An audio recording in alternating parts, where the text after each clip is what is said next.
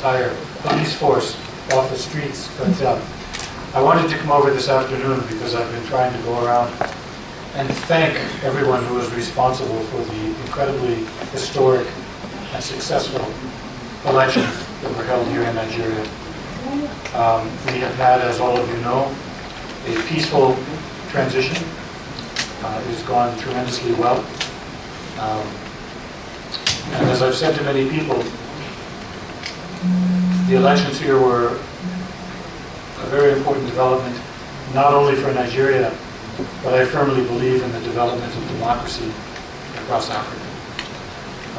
I think in the next year and a half, there's something like 12 or 15 elections in various places across Africa. And I think your example of a credible process with a good transition between winner and loser and all of these things, I think it is a very strong model for democracy across Africa. But of course, what everyone was the most worried about was that there would be very high levels of violence related to the elections. And of course there was some, and even one death, one incident is one too many. But I think one of the striking lessons from this election is that the level of violence was dramatically less than 4 years ago, and it was dramatically less than many people feared it would be this time. I believe there are a number of reasons for that. I think one of the reasons is good messaging by Nigerian civil society and others who introduced the idea that if you're a political leader and you send your people in the streets to commit violence, society will hold you responsible for their actions.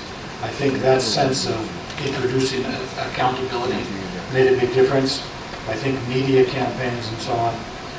But the main reason and what I wanted to come over and commend you for this afternoon was the superb work of the Nigerian security forces led by the Nigerian police. You had a staggering task, as the IGP and I discussed many times before the election. You took the number of members of the police force and you took the number of polling units around the country and divided one into the other. It was clear that the police force was going to be stretched very, very thin, and that therefore the solution would be coordination and collaboration with other security agencies and so on to make sure that the job got done. And to my mind, by and large, the job got done very well across the country. So as the representative of the United States of America, a huge bilateral friend and partner of this country, I just wanted to come over and say thank you.